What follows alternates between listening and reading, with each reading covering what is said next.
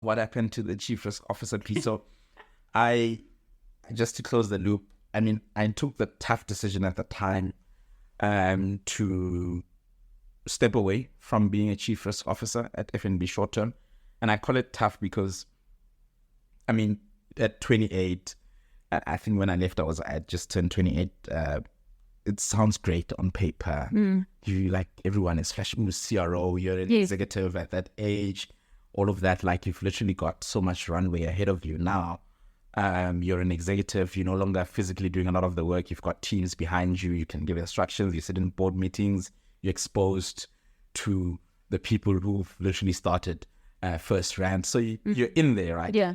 But I think I had to take a bit of a longer term view around my career, in the sense that I felt that it was too early for me to get comfortable doing the risk reports. Yes, it's nice, your CRO, but if you look at a career is easily 40 plus years.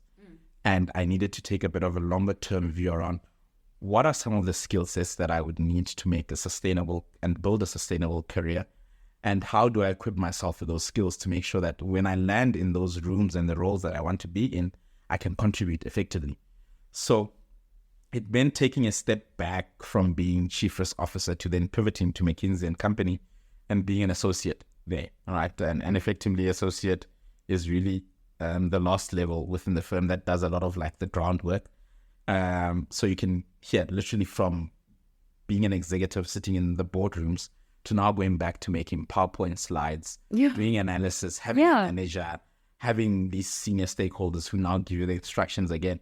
But I think I took a longer term view in the sense that I knew that I had to go and build these skill sets. And tough as it was, having invested like over 10 years of my life to qualify as an actuary, and pivoting into something completely different wasn't easy. Yeah. But it was necessary for where I wanted to find myself in. So I then joined as an associate, where I focused primarily on a lot of strategy work. And so developing strategies for organizations. I did a lot of mergers and acquisitions, as well as organizational design. And literally, this is strategies across the broader spectrum, corporate, analytics, you name it, predominantly in banking and insurance. And then I did a bit of telco. More recently, I've been doing a lot more wider fields type of work, like healthcare. I've done a bit of manufacturing. I've done a bit of green energy, which I think just proves the point around how our skill set is so easily transferable. Yeah. And I think it was one of the things that I felt as actuaries, we need to push ourselves more to be able to contribute more broadly than just the areas that we limit and confine ourselves to. I look at a lot of other professions, engineers, chartered accountants, they embed themselves in anything and everything. I mean, at McKinsey, we've got engineers. If you go to the bank, you've got engineers. If you go to private equity firms, you've got engineers. And I know that the numbers are small. I mean, in South Africa, we have like, I've lost count, but like 1,600, 1,700 qualified actuaries. Yeah, it's not enough. Yeah, I've always felt that we could spread our impact and our expertise beyond that. And I think that's what I've sought to do. So I've applied it within financial services, but across broader topics. And I think where the actuarial expertise lend themselves has been my ability to problem solve. Yeah. And think through things analytically and come to an answer by being able to critically apply myself in a context, irrespective of whether it's an industry that I know or not, but the ability to break down an issue to first principles and then systematically work my way through it to then get to an answer, I think has been definitely a bit of a competitive advantage in the space that I think I've been able to do. And I think if you look at the actual program, it covers a diverse set of topics. It does. We do economics, we do financial management, we do a bit of accounting, stats, differential equations, linear algebra, everything, like you name it, right? So I think the adaptability was so important. So I don't arrive at a problem and say, this is not my area of expertise, so I can't solve it. And I think the MBA further reinforced that with a lot of the syndicate work, because it also forces you to solve problems across diverse topics. But I think one of the biggest skill sets that I've learned over these last 2 years, as an associate and now recently an engagement manager has been adaptability. So now I look at any role and I don't find myself daunted. I found my ability to apply myself. Yeah.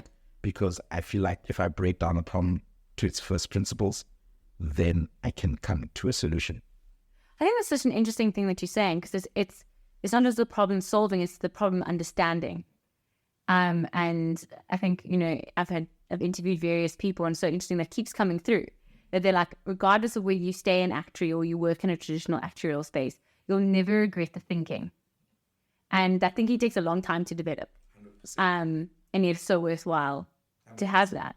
And you see it. And look, it's obviously not to say like actuaries are like the best thing under the sun, but I think I saw it even when I went into my MBA class, right? Because there again you deal with from diverse, of course, of backgrounds, and that growth mindset to think that I can solve this, irrespective of whether it's my realm of expertise or not, and the ability to just think through things and formulate an approach and go and test it, I think is definitely, if I had to call out what I think is a competitive advantage, I think really that's one of the areas that I'd call out, where you don't look at something and I'm like, I can't do this because it's beyond my realm of expertise. Yeah. But your ability to find a way to solve it and think through it and apply yourself logically through it, I think is definitely one thing that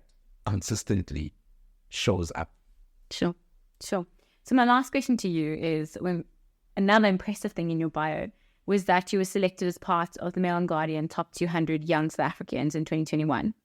Do you think having an actuarial background contributed towards this recognition? I think it definitely played a part. I think a large element of what got me selected for that, 2021, what are we now? We're in 2023. So that was 2 years ago now. So within COVID, deep within COVID. I think definitely a large element of it was my academic accolades. Yeah. Professional achievements, which helped me get selected for that accolade.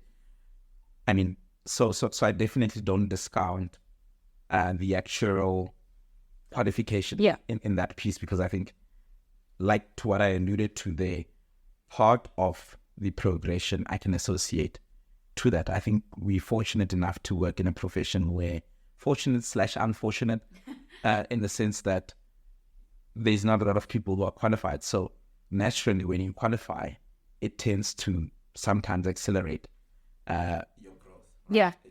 It does. Obviously, it still hinges a lot on what you put in as well. So I don't take away the fact, I think I don't take away my parents' prayers and this higher power that's definitely looking over me. I don't take away the fact that by naturally qualify as an actuary tends to accelerate things. But then I also don't take away from the fact, and my therapist would slap if she such a problem saying this. Yeah, they tend to. I don't take away the hard work that I've put in. I think no one can take away from me that I've put in the hard yards. Yeah. And I continue to put in the hard yards. Yeah. And I think that accolade was a recognition of the hard yards. If we trace it back from undergraduate, graduating in record time with distinction, qualifying in record time, the MBA, the promotion to CRO. Yeah. I think it's just but a positive reinforcement. Yeah. There's a trade there. Yeah. Of the hard work and determination that I've put in to get to where I am today. And I think if the listeners out there were to ask what I think got me to where I am, and trust me, I'm nowhere near where I want to be. Yeah. But I definitely say that I think the ability to consistently just push and get rid of the noise a bit. There's always the voice, you're tired, it's maybe push it out.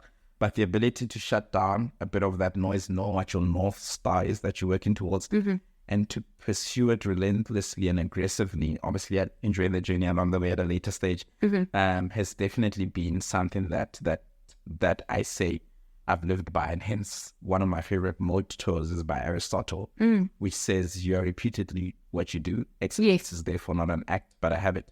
Sure. And I think I've built those habits into my life, and hence things are where they are today, but not taking away from the Father Almighty as well. Yeah, I mean, you're an inspiration, honestly. I think my last question to you, even though I said I had a last question, but my very last question is, to our listeners out there, what encouragement would you give them if they're starting this journey? I think, as you said, you represent, to a degree, a minority of actuaries, which is something that we want to counter. There should be more diversity within the space of actuarial science. So just give sort of a form of encouragement there. You've given so much, but if you want to just sort of summarize your thoughts there. 100%. And I think to anyone starting the journey now, I think a little bit more fortunate. Everyone feels like they were less fortunate. So a little bit more fortunate. I think let's not take away from, I'd say, the change that has happened. Yes. Right? Like there has been progress. There has been. If I look at when I started at the University of Pretoria, the only person I used to hear was Fatwani. Yes.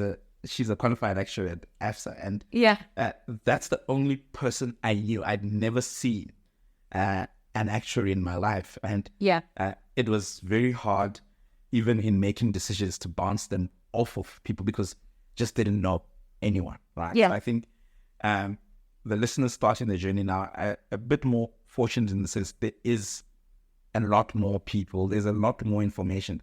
You can reach out. Yeah. I mean, just in my friendship circle, I could name so many people that you could reach out to just get the information and to see that it actually is possible. It's no longer that unattainable dream. Yeah. That when you pursue this journey, that's the first thing you'd hear. No, people don't qualify on this thing. Don't do it. Don't qualify. Yeah. Right. So I think that's point number one, to just call and surface that out. But I think for someone starting this journey, I think firstly, have a clear sense of your why. Sure. I think because it's your why that will keep you going even when the going gets tough. Yeah. And that's typically how I've anchored a lot of the decisions that I've made in my life around what is the underlying driver. Be completely honest with yourself. Yeah. Because a lot of chances is when the underlying driver is attained, you may not pursue something as relentless. So if your underlying driver is, okay, I want to qualify because I want to make the money. Yeah. The money may come before you qualify.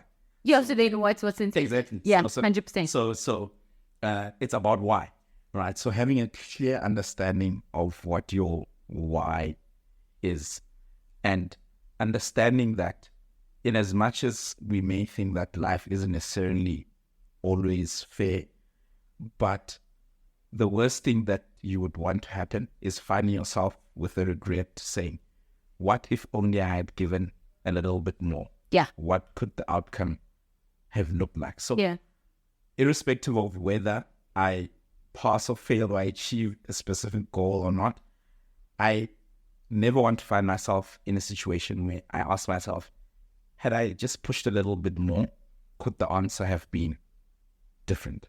Sure. So to anyone going to varsity at the moment, I think have that. You have the rest of your life to go, you'll travel, you'll enjoy them, and you'll get the because. But understand that in as much as varsity years are some of the best years of your life in terms of some of the things that you get to do, always remember the reasons why you're there, so that when you are compartmentalizing your life there, you are always consistently there.